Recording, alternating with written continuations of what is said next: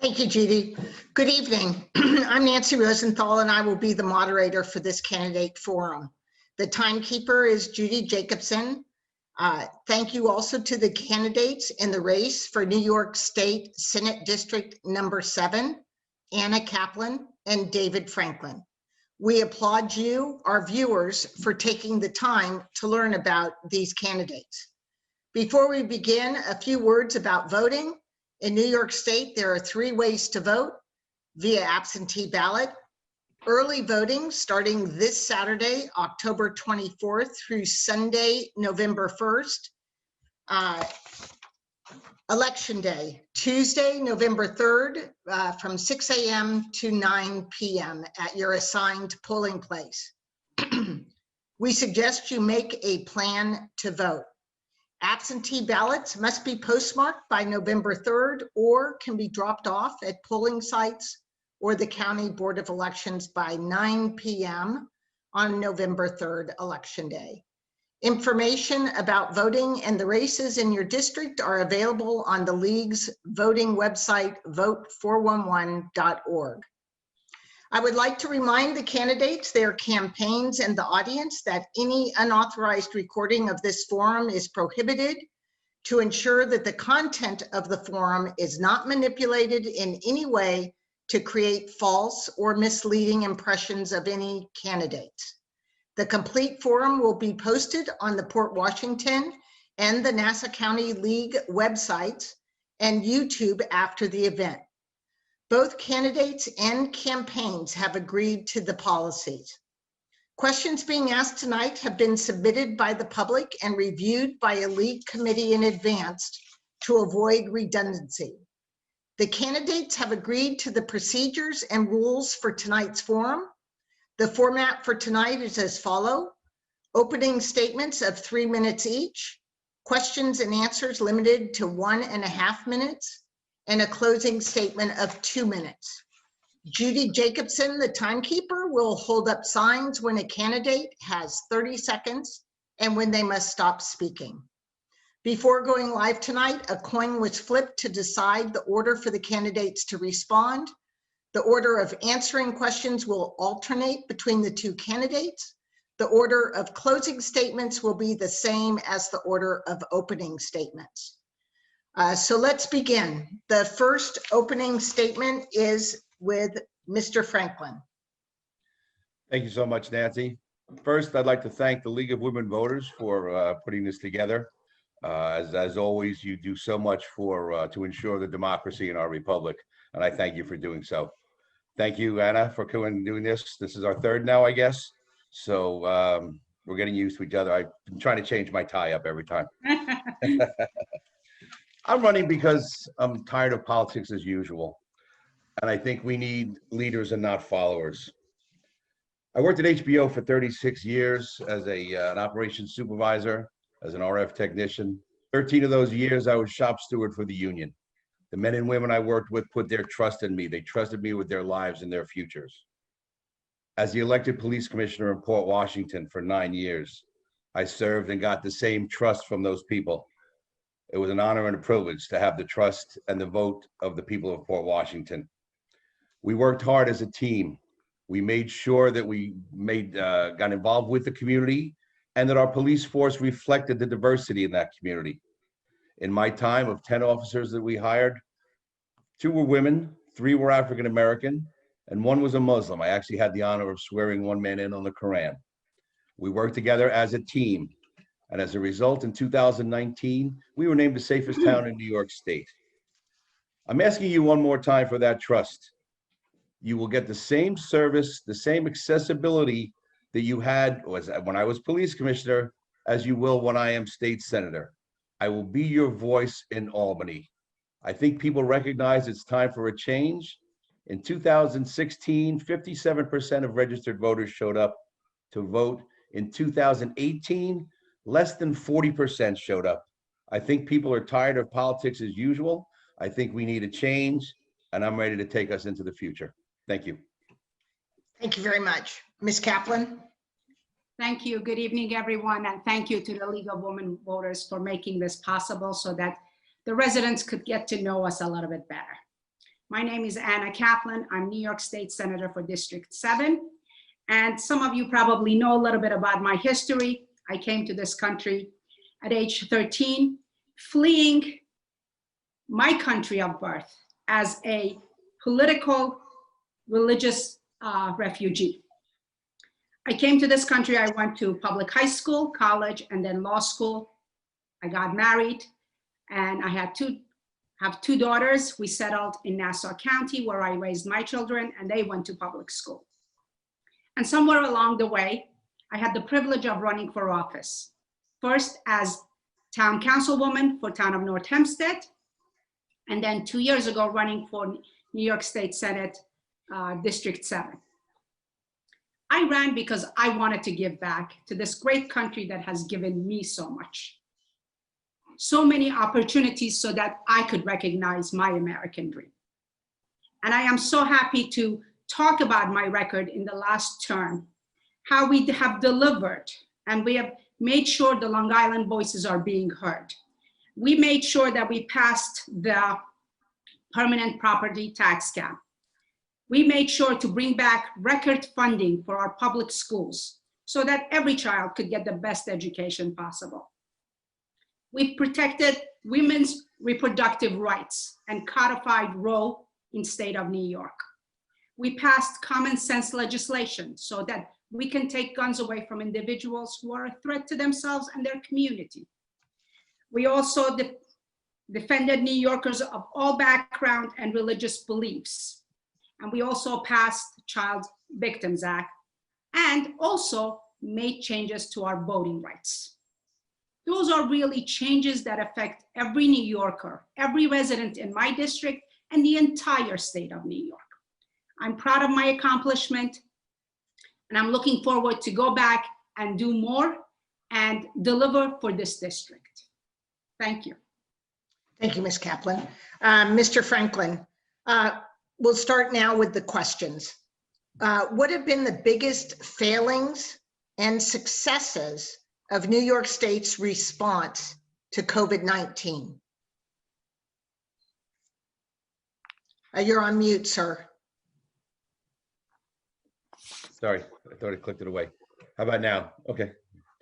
For one thing, I would say one of the strengths was that the messages were communicated very well. I think that people were well informed about what was going on as it happened. So I'll give kudos for that.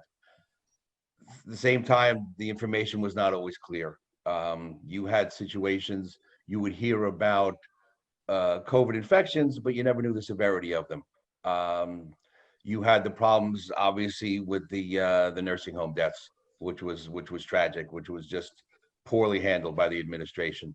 And just as we got towards the end of it, we had 3 months of 1% or less infection, but we still couldn't open small businesses, which are the backbone of our society. You could go into a Walmart, you could go into a Costco, you could go into a Target with no problem. But the places, the mom and pop places that really needed our help more than any, you couldn't go into. And they were probably more meticulous about keeping the place clean because it was their name on the label. That's something I would have done differently. Even as we progress now, we need to do more for small business. We need to get people back on the streets, back outside, and back into these small businesses so they can thrive. Too many for sale signs and for rent signs on main streets in our district. Thank you. Ms. Kaplan? So I have to say, I'm really proud of being a senator, and I'm really proud of the leadership that our governor has shown.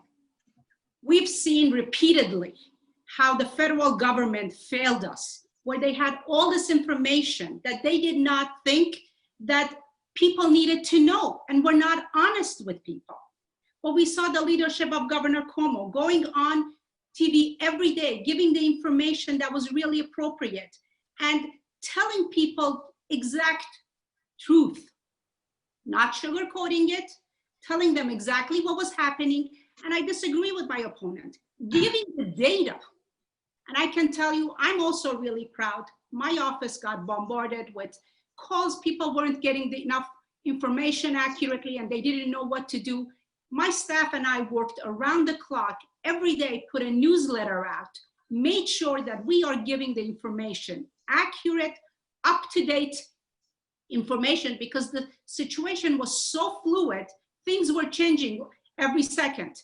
We wanted to make sure our residents had the right information so they can make good, decisive decisions for themselves. And also let science guide them and help us really bend this curve and flatten it. Thank you. Ms. Kaplan, do you think that Governor Cuomo's emergency powers should be repealed? Should the Senate have a role in determining the opening or closing of New York businesses, schools, and houses of worship due to COVID-19? If so, what should drive opening, phased opening, and closing? So I think it's fair to say that we all have COVID fatigue. We all want this to stop. We all want to go back to our normal life, our old normal life. But the fact is, this is a pandemic. This is a situation that we've never experienced before. And I don't think we're over this. And I think we're just only in the first inning. And we need strong leadership. We need to make sure that our residents are safe. We need to do whatever we can to help businesses open up safely, with the thought process that safety of the residents is our first and foremost priority. Because if the people are not feeling secure and they don't feel safe, even if we went and opened all the businesses, people will not be going out and using those businesses. So I commend Governor Cuomo for his effort during the last 7 months, and I will continue to work with him to make sure that we are listening to the voices of residents, and whatever we're doing in a safe manner. Thank you. Mr. Franklin? Well, I'm going to disagree with my opponent on several things. One, I know that over the summer, the governor applauded everyone's efforts, which again, it did take everyone in the community doing the right thing. But as he said, as the curve, we're lowering the curve, we're lowering the curve, we're lowering the curve. We've been at 1% or less for 3 months now. We're not in the first inning, Anna. We're closer to the 9th inning. All right, and there's no reason for Cuomo to have his the emergency powers. All right, you've abdicated your powers to him. It's time to come back and do your job. And it's time to look at how we can open small businesses safely and effectively, obviously, safety first. But we need to, people are hurting out there. Businesses are closing. People are losing their livelihoods. There's so much more to it than just, a good speech. We've got to get out there and help the people open up businesses safely. I have a rebuttal. No, you don't. There are no, Mr. Franklin, I'll moderate tonight, please. Thank you. Ms. Kaplan, there are no rebuttals. The next question, and Mr. Franklin, this is to you. Do you believe that wearing masks and social distancing significantly reduce transmission of COVID-19? What do you believe freedom means when it comes to public health officials seeking to require mitigation efforts like masks and social distancing? I think without a doubt the masks help, and so did social distancing, because you can see what our numbers are. And again, a credit goes to the people of the state who did everything they had to do properly. They quarantined, they followed the rules of the CDC, and did everything well. Again, the numbers are down. We've been at 1% or less of an infection rate for 3 months now. So obviously, kudos to the people for doing that. And yes, they did work. Ms. Kaplan? Thank you. Masks work. We listen to science and experts. We do what the science tells us to do. And with all due respect to my opponent, he says we're in the 9th inning. Just yesterday, we had 65,000 people testing positive in United States. There are 43 states in this country that COVID positive is on rise. Hospitalizations are on rise. Yes, it was the effort of all of New Yorkers and their resiliency to listen to science and to do what is best for us, for all of us together. But if we lean and we take a lot of this back and we just go out, and let me tell you, businesses are already open.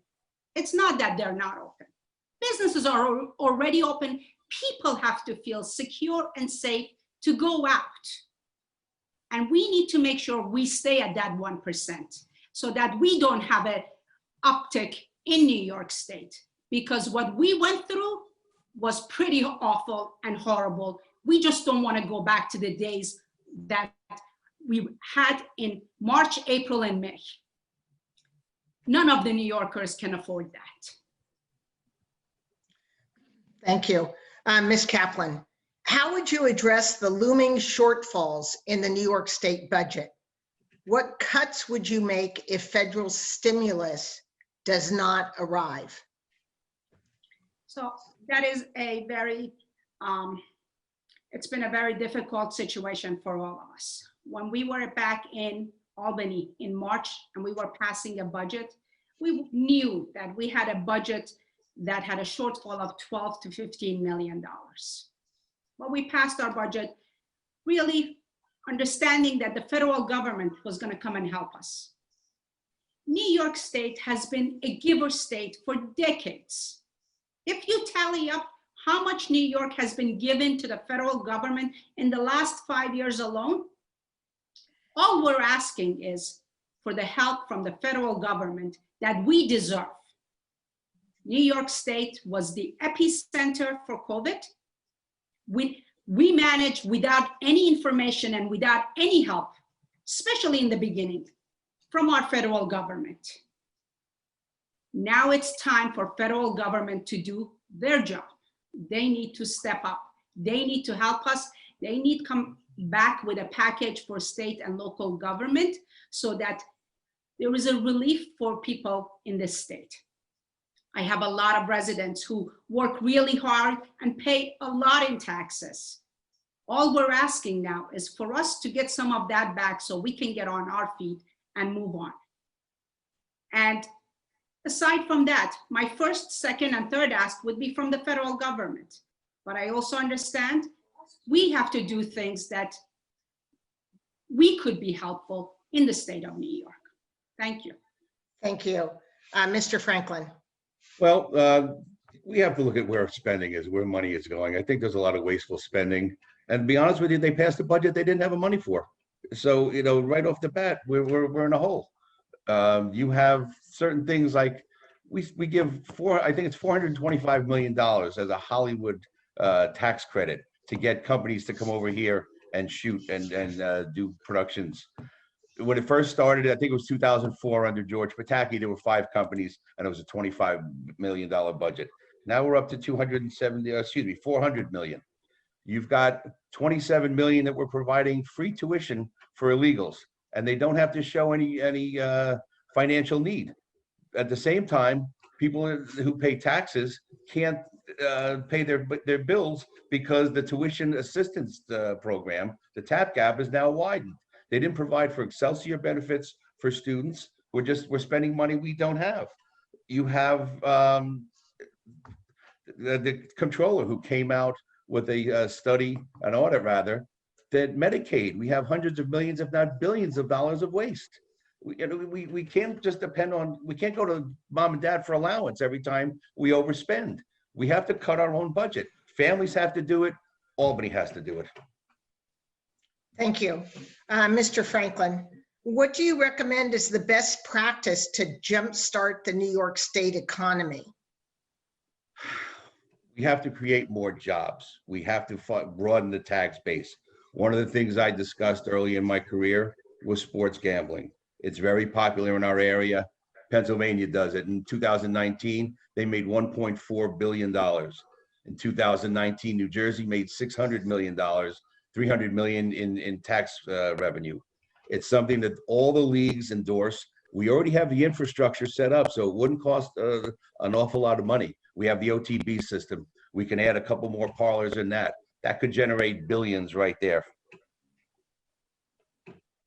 Thank you. Ms. Kaplan? So I have to start first by saying, Dave, no human being is illegal. Having said that, I'm going to move on to answer the question now. I would expect a lot more from Dave. Someone who worked for HBO, I think, would understand how valuable different industries are and how they create jobs. At the end of the day, it's about creating jobs. I think we can do a lot now. I think we can build and build stronger. I think we have the infrastructure and we can actually put money into our infrastructure and create green jobs, good paying middle-class green jobs for our residents, especially for our residents here in the state of New York. But we do need that federal stimulus. We're not going to be able to do much without that stimulus. All the other legislation for us to raise revenue are definitely on the table. My opponent has, in the beginning, was talking about legalization of marijuana. I know that my district does not want legalization of marijuana. And I've always said, I try to speak for my residents and represent them and make sure that their voices are being heard in Albany. Thank you. Ms. Kaplan, what is your position on the requirement for vaccines for children in school? Would you support a vaccine mandate for COVID-19? Again, I am not a scientist. I am not an expert.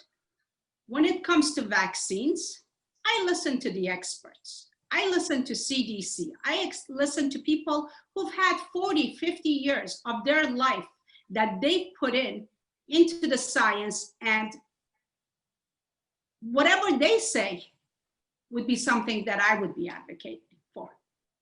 It is about the public health. We want to make sure we have safe communities. If there is a vaccine and the CDC and FDA approve of it, then by all means, and they will come up with the criteria and guidelines as to how have this administered and where to administer it. And what about vaccines for children in school? Are we talking about just regular vaccines? Yes. Yes, I actually was one of the people who passed and advocated for vaccines, because for years we saw the diseases that were eradicated, diseases like measles and mumps, and all of a sudden in 2019, we saw a breakout of measles. My daughter, who goes to Syracuse University, had a big breakout of mumps. These were diseases that were eradicated, and for us to go back is unconscionable. To put other children in danger is not something that I will advocate for. When they go to school, they need to know that they are in a safe place. Thank you. Mr. Franklin? Thank you. First, just while we're talking about public health, I've never advocated for marijuana and never would. There are too many problems associated with, so Anna, you should check your facts. As far as the vaccines go, my kids are fully vaccinated. I think that's something that has to be determined between a parent and a doctor. There are some instances where there could be allergies involved that could affect the child and have adverse effects permanently. But other than that, you know, it's the safety, it's general safety of the public that you have to look at. As far as the COVID vaccine, as I said the other night, it's mutating so quickly and so differently according to science that the vaccine they come up with now, you know, or that they're working on now, the strain that they're working on now may not necessarily be the strain that they're vaccinating for. So again, you have to depend on science, but it needs to be, it's not just an open and shut case. You have to determine the strength of the vaccine and whether or not it's going to work. Thank you. Mr. Franklin, do you support the New York Health Act? Why or why not? The New York Health Act, I'm sorry, I'm not familiar with the New York Health Act. That's pretty broad. No, it's an act. Okay, and I apologize that I'm not familiar with the New York Health Act. Can you explain it and I'll give you an opinion? Well, as a moderator, I really don't want to get into that. I think I appreciate that. So we will go on to Ms. Kaplan. I'm not going to comment on anything I'm not sure of, so. Thank you. So Ms. Kaplan? that's been a conversation that actually has been an ongoing conversation in our conference. I can tell you There are 19.5 million residents in the state of New York. 14 million, 15 million have insurance of some kind. It's the other 4.5 million that don't. I would be supportive of New York Healthcare Act if the numbers work. Based on all of the work that I've done and looking into this and talking to Senator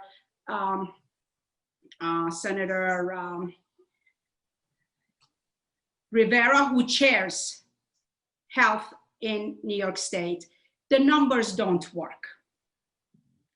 And we need to make sure this is something that's very huge, and it would have a huge impact on our entire state.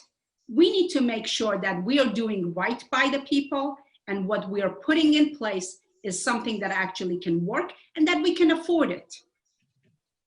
With that said, I'm all for everyone having a healthcare insurance.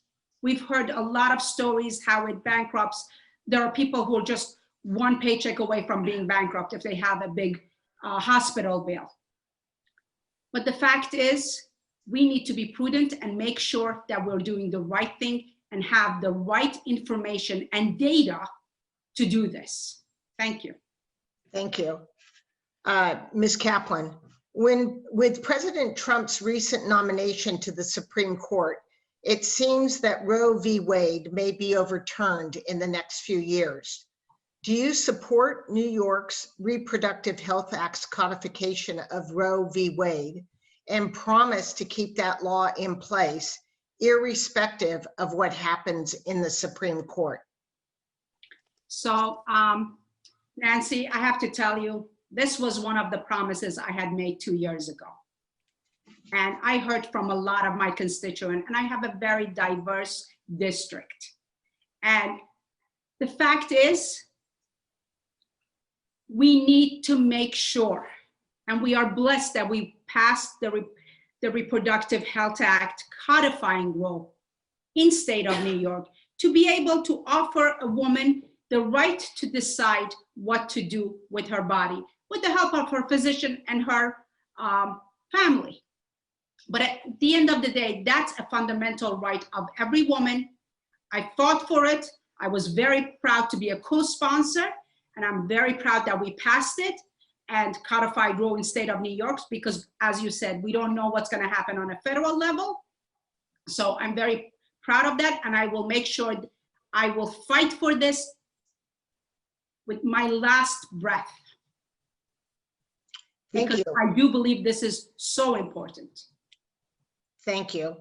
Mr. Franklin. Yes, I absolutely support a woman's right to choose, regardless of what has been printed or anyone has said. I support a woman's right to choose. I will not vote against this or vote to repeal it. Thank you. Mr. Franklin, what would be your priorities to address climate change and its effects in the district, such as sea level rise, erosion, and flooding? Well, it's something that we have to do nationally and globally. Things that we've done locally, it's education. About 5 years ago, we put solar panels on our roof. And not only is it friendly to the climate, but it's also money saving. I've saved hundreds, if not thousands of dollars on my electric bill as a result. So we need to educate the public on better ways to treat the environment. You look at what's happening with the aquifer. You know, we're worried about if New York City tapping into it, which would then generate a seawater level, a saltwater level rise in it. And there's also the dioxin that they're working on. They're working on an oxidization program to help disperse the dioxin that's in there to keep our aquifers safe. It all starts with education and getting people involved. I think the more people know, the better off they are. And when they realize that, it won't be anything that has to be mandated. It'll be something they'll do on their own. Ms. Kaplan? So I'm glad to see that my opponent is on the same page and he believes in science, that climate change is real. And I have to say, again, in the last term, we have been very, very strong on climate. We began by fighting against offshore drilling. We banned oil and natural gas drilling in state of New York.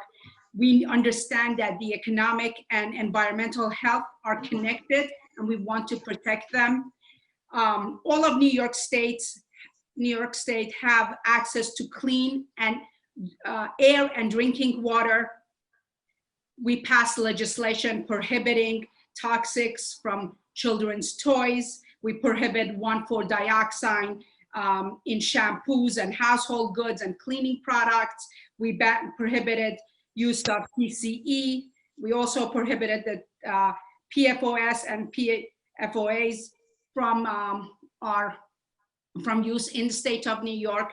We passed New York State Climate Act that really is very much responsible and ahead of all of the other states. And we hope that we can always be leader and champion for our climate.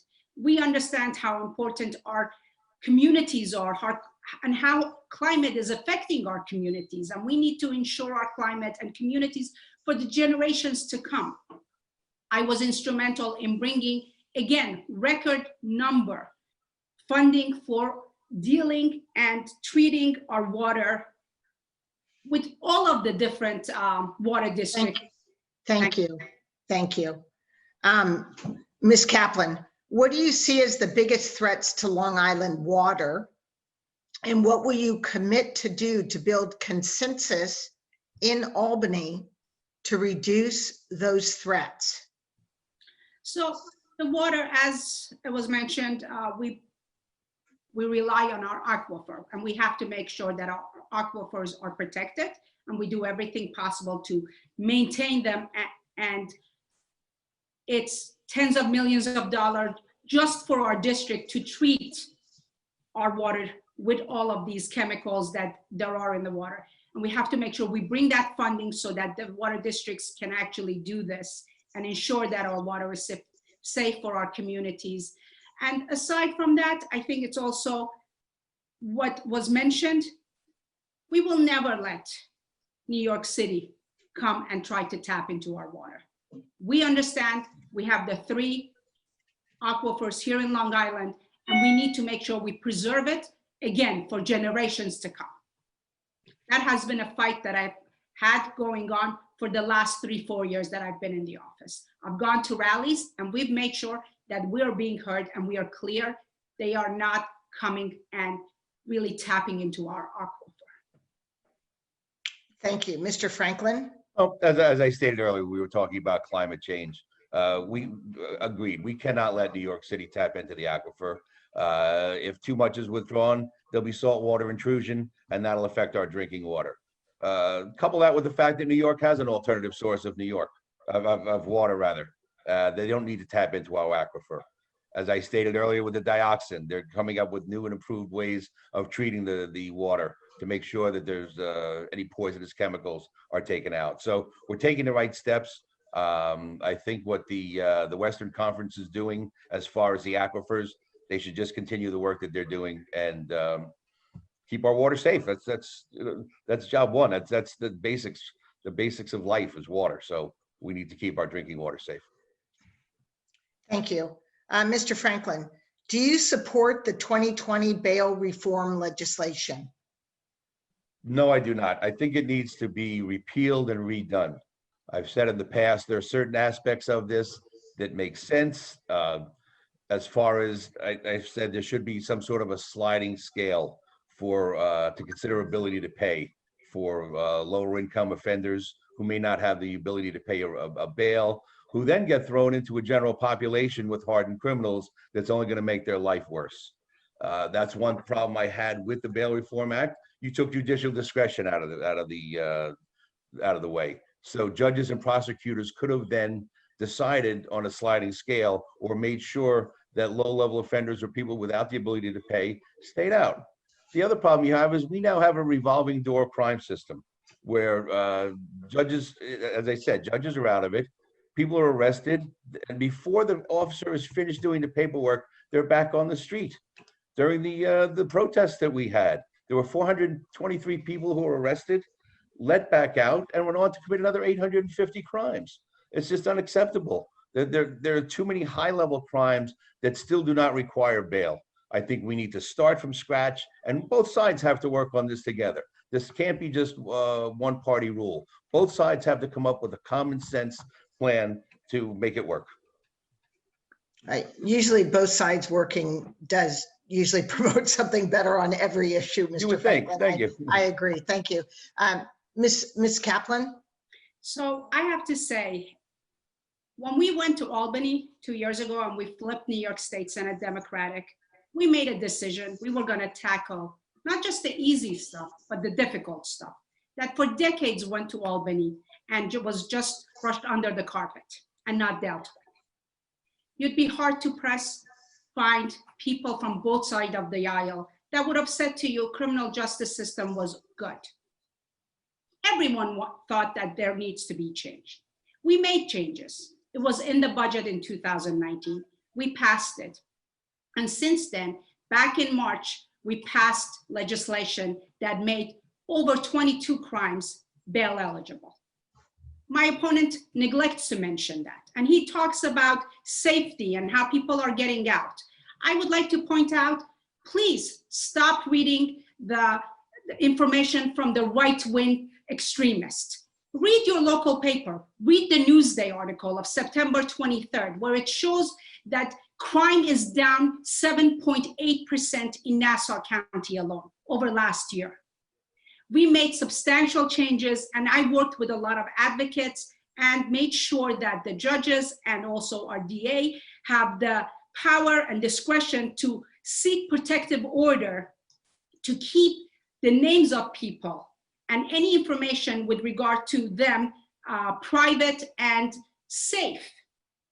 My opponent keeps on, I'm sorry. Thank you. Along that vein, Ms. Kaplan, Port Washington has seen anti-Semitic vandalism this past week, and we know anti-Semitic vandalism and social media posts have increased dramatically over the past few years. What role, if any, actions would you take to address anti-Semitism? So I have to tell you, I've witnessed those anti-Semitic marks. I went in person and saw them. And it really breaks my heart because I know Port Washington is a community that's so inclusive and so inviting. And to see that in Port Washington, you understand that this is real and this is something that's happening throughout this country. And it's really terrifying, especially for someone like me who comes from a country, because we felt that we were not safe because of our religion.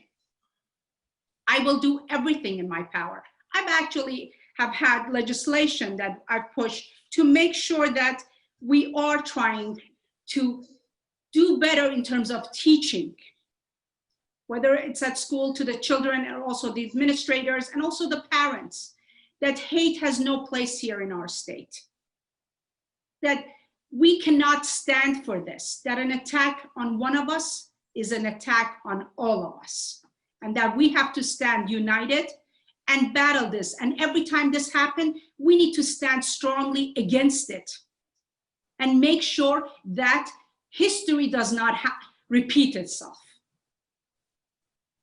Thank you. Mr. Franklin? And I agree on this. We had this discussion last week prior to another debate. There's no room for this hatred in society or in Port Washington. And there's really no room for anybody who has hate in their heart. And it does go back to education and primary education. Prejudice is not inherent, it's taught. And we have to make sure that the kids at the youngest age possible who have the ability to learn, understand acceptance, understand not to bully, understand there's no place for prejudice, that we're all in this together, that we're all God's children and we're all in this together. And then as government and as leaders, we have to build bridges and not burn them. So we have to bring people together and make them understand there's no room for anyone who has hate in their heart. Thank you. Mr. Franklin, do you support a wealth tax? Why or why not? And should a wealth tax be passed, what priorities would you have for the revenue it produces, or would it be part of general funds? Well, we already have a wealth tax in place. We have a millionaire's tax. We have a multi-billionaire's tax. And we're still $14 million in the hole. Again, it goes back to spending and curbing spending and watching where the money is going. We're losing New Yorkers. For 4 years in a row, our population has gone down. That's according to the Census Bureau. So we're losing New Yorkers at a ridiculous rate. They're going to more tax-friendly and business-friendly states. We have to watch our spending. We cannot keep putting the burden of taxes on the shoulders of the middle class. And that's what's happening. Thank you. Ms. Kaplan? So I have to say, as lawmakers, it's rare that we make decisions on an issue that's so clear-cut or easy to decide. I've made it my policy that policy is always above politics, that we're all in this together. And a good policy, we have to look at it, read it, try to understand it, and understand the consequences that it's going to have. So I can't just tell you that I will vote yes or no. It really depends to the legislation and what it entails and who it affects and how it does it affect and how is it helping others. Those are all questions for the legislation to be a viable legislation or not. It's basically the devil is in the details, and we really have to make sure that we're doing right by all of the residents of state of New York. My opponents keep talking about people leaving New York State. Last week, it was throwing out people are leaving at the rate of 250 a week from New York City. I'm happy to say, again, based on our local papers, Long Island papers, we have an increase of 9% in Nassau County alone in the last 7 months. I think we're doing something right. I think New York State has always proven to be a state that people want to come. And I personally truly believe in this, the song that says, if you make it in New York, you make it anywhere. Thank you. Ms. Kaplan, what do you see as the best way to ensure our police are as effective as possible so that our communities are safe? Would you be in favor of spending more or spending less on police budgets in 2021? So again, I believe the vast majority of individuals who get up every morning and put their badge on and go out are there to really ensure our communities are safe. And I thank them for that. I've worked with them in my last 9 years being in the office. I stood with them when they closed the 6th precinct in a rally against the closing. I stood with them asking for reopening. I was there when they reopened it. I was there when my constituents called and said, we want to go and thank them, and took lunch and dinner. I've brought back nearly 1 million for our first responders and our police in our community. And together with my Senate colleagues, we brought back an extra $1 million for Nassau County Police. We absolutely have to give the resources that our law enforcement needs to do their job. But the fact is, we can't do finger pointing. It's going to take, these are situations that we all have to have a seat at the table and communicate and develop relationships in the community. Law enforcement with their elected and the community members. And I can tell you, I've already started that. Last 3 months, I've been working with the community and the law enforcement and their precinct, and we're developing relationship and communicating between so that we can reach to. Thank you. Mr. Franklin. Well, it's not a question of how much or how little you spend, it's how you spend it. And I know that I can speak from experience. In Port Washington, we spent wisely. We spent on diversity training years ago, not 3 months ago, years ago. We were ahead of the curve with diversity training, with de-escalation training, with community relationships. We had meetings twice a month. We would usually get the same 4 or 5 people. So we decided we were going to take our meetings to the community so we could get not only our message out, but hear what they had to say and find out what the needs of the community were. And each community, each neighborhood is different. There is no cookie cutter solution. So we did that. We made sure that our police force reflected the diversity of our community. As I said, we hired more women and more African Americans than any other time in the history of Port Washington during my tenure. So that's how you do it. Make sure that the training is up to date. Make sure that the officers have the training, the equipment they need, and the knowledge of the community they're working in. Thank you. Mr. Franklin, if you are elected, name one committee you want to serve on. Name the chair of that committee and one piece of legislation you most care about. Ms. Kaplan, you are on the Small Business Committee. What do you see as the most urgent legislation to help small business in New York State? Mr. Franklin. I would want to get involved with the police to make sure that they're being actively and properly trained, making sure that they're well equipped, making sure that everyone is on the same page so that in any given situation, everybody knows what they're doing. It's not like one police force knows and the other police force doesn't know. I would make sure that the training is uniform, that it's complete, that everyone knows what they're doing, and it'll make for a safer state. It'll make for safer communities, and it'll also make for better relations with the community themselves. Ms. Kaplan. So yes, I chair small business economic development and commerce in New York State. And I can tell you, last year I hit the ground running. I went and visited 9 different sites, 9 different regions from Buffalo to Brentwood, and had conversations with small businesses and chambers. And I believe we need to give business cut tax for the small businesses. We need to have manufacturing tax cuts. I think COVID actually, one thing that it taught us is that we need to be self-reliant. In the beginning of COVID, to see our first responders wearing garbage bag for protection was so disheartening. Not having enough masks was so disheartening. Not having Q-tips to do tests. We need to do more in terms of manufacturing and make sure that we make it possible for manufacturing to happen in New York so that we do have these manufacturing start, and that itself will create jobs. That itself will make us more reliable and reliant on ourselves. And I think going into the future, just seeing how we dealt with pandemic, there were a lot of lessons that we could learn from and make changes. Thank you. Ms. Kaplan, why should people alienated by the state of our politics vote for you? So I can tell you that I ran for office because I'm grateful for all the opportunities that this country has blessed me with. And I wanted to make sure that I deliver the same opportunities for other people.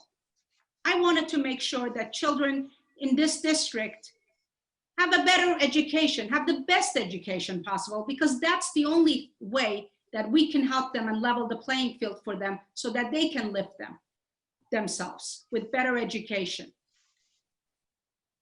I ran because I see the importance of government, especially now.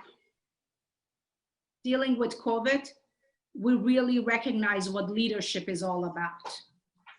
To trusting and coming out, talking to your constituents and your residents, giving them the information and asking them to help you to achieve the goal that you're looking forward to achieving. And it's going to take all of us working together. Leadership does matter. And it is important as a legislator to be someone who listens and advocates on behalf of the residents of their district. I've continuously done that. I will continue to do that. This is about the residents of the 7th district and for them to have a voice in Albany. Thank you. Mr. Franklin.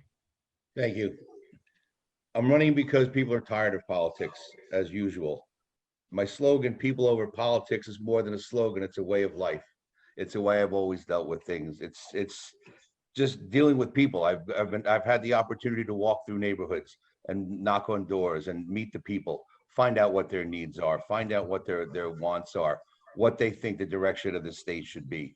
It's got to be about the people. I've been very fortunate that, and it's each district you go to is different. There is no cookie cutter answer. There's no one size fits all.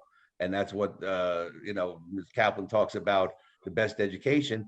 There is an equity in our district as far as education and spending. And we have to make sure that there is a level playing field. And it's not with free college. It's got to be in primary school. If you're going to level the playing field, it's got to be in the first inning. And it's just, it's basics. It's giving the people what they want. We're here to represent them. It's not the other way around. And I've shown leadership every job I've worked in, and I will continue to show that leadership, accessibility, and just doing what the people need to be done. It's about the people. This is public service, not politics. It's that simple. Thank you. Now we will ask for the candidates' closing statements of 2 minutes. Since Mr. Franklin did the first opening statement, he will do the first closing statement. Okay, again, ladies, thank you for your time. Anna, thank you for your time. I know we both know what a busy and crazy campaign this has been. It's one we've never had to deal with before. So kudos to you for doing it. This is probably the craziest time to get involved, but it was time to get involved. As I said, the numbers of voters, the lack of voters reflects the attitude of the people, that they've had it with politics. They're disgruntled, they're disillusioned, and both parties are to blame. It's not just, it seems it's more about who wins than what gets done. And it's got to be about the people. The people are getting left in the lurch. All right, their politics is playing with people's lives and with their pocketbooks. We've got to get back to basics and represent the people. That's what I'm trying to do. This has to be about the people. And I'm not here to appease the party. I'm here to appease the people. I will be their voice in Albany. I will be your voice in Albany. I will be accessible. If you call me, you're not going to have to jump through 12 hoops or 6 assistants. You'll get me, and I'll get back to you if I'm not right there. It's got to be about the personal contact, accessibility, and doing what the people need. I've shown leadership in the past. I will continue with that leadership as your representative in Albany. Thank you. Thank you, Ms. Kaplan. I want to start by thanking the league again for this opportunity so that more people can get to know us a little bit better. I really do hope that a lot of people in this district already know me. But any chance to make sure that we widen that net is always welcome. And I want to say that our communities are facing serious challenges right now. And as we confront issues like systematic racism and oppression, gun violence, climate change, the impact of coronavirus on our communities, on our families, and the continued attack on women's reproductive freedoms. Those are all things that are really important to every resident in this district, to every resident in state of New York.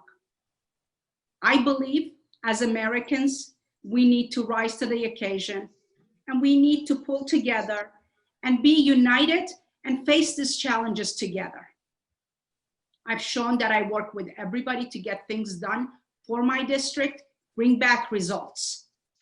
And I'm asking for the residents in the 7th district for your support to continue tackling these difficult issues and standing up for our shared Long Island values and delivering results for our communities so that the next generation will be able to live out their American dream, just like I have, just like many of you have. Thank you. With that, I want to say God bless you. God bless this wonderful country we all call home, United States of America. And please stay safe. Thank you, candidates, for your considered answers and your closing remarks. To the viewers, please make a plan for voting. As a reminder, you may vote via absentee ballot at any Nassau County early voting polling site from Saturday, October 24th to Sunday, November 1st, early voting, or at the polling location on Tuesday, November 3rd. The league website, vote411.org, has pertinent voting information. Please check it out and please vote. Your vote does count. Yes. Thank Amen. you to the many league members who work so hard to make this virtual forum possible. A special thanks to Judy Esterquist, our technical guru, and Judy Jacobson, our league's esteemed voter service chair. Thank you for actively participating in your community and taking the time to educate yourselves about the candidates. Thank you and stay safe and well. The forum is now ended.